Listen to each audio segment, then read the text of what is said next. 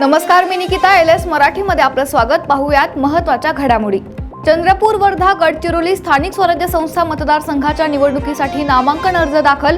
चंद्रपूर जिल्हाधिकारी कार्यालयात भाजप आणि काँग्रेसच्या उमेदवारांचे अर्ज सादर.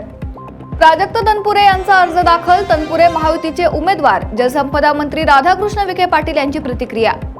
विक्रम काकडे आणि सुनील टिंगरेंनी उमेदवारी अर्ज भरलाय. 4 जूनच्या आधी उमेदवारी अर्ज कुणी मागे घ्यायचा याचा निर्णय सुनेत्रा पवार घेतील. आमदार सुनील शेळकेंची प्रतिक्रिया. नांदेडमध्ये महायुतीकडून अमरनाथ राजूरकर यांचा उमेदवारी अर्ज दाखल. निवडणूक लढण्यासाठी महायुती पूर्णपणे तयार. खासदार अशोक चव्हाणांनी केली भूमिका स्पष्ट. स्थानिक स्वराज्य संस्था निवडणुकीतील उमेदवारी अर्ज दाखल करण्याचा आजचा शेवटचा दिवस. धाराशिवमध्ये महायुतीचे उमेदवार बसवराज पाटील आणि महाविकास आघाडीचे उमेदवार महेश देशमुखांनी केला उमेदवारी अर्ज दाखल.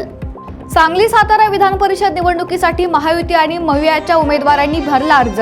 साताऱ्याचे धैर्यशील कदम, सांगलीचे बाळासाहेब पाटलांना मिळाली उमेदवारी. नाशिकमध्ये महायुतीचे अधिकृत उमेदवार नरेंद्र दराडे यांच्याकडून आपला उमेदवारी अर्ज दाखल. अर्ज दाखल करताना महायुतीतील प्रमुख पदाधिकारी आणि कार्यकर्ते उपस्थित. सोलापूर जिल्ह्यात शक्तीपीठ महामार्गाच्या सर्वेसाठी शेतकऱ्यांचा तीव्र विरोध. पोलीस आणि शेतकरी यांच्यामध्ये संघर्ष. अरण आणि सोलंकरवाडी गावात शेतकरी आक्रमक. रत्नागिरीतील परकार रुग्णालयात भीषण आग, सर्व रुग्ण सुरक्षित. अग्निशमन दलाकडून आगीवर नियंत्रण. घटनेमुळे परिसरात काही काळ चिंतेचं वातावरण. पुणे मुंबई डेक्कन क्वीनचा 97वा वाढदिवस. प्रवासी संघटना रेल्वेकडून साजरा. डेक्कन क्वीनचा वाढदिवस केक कापून आणि रेल्वे फुलाने सजवून साजरा. या होत्या महत्त्वाच्या घडामोडी. पाहत रहा LS मराठी.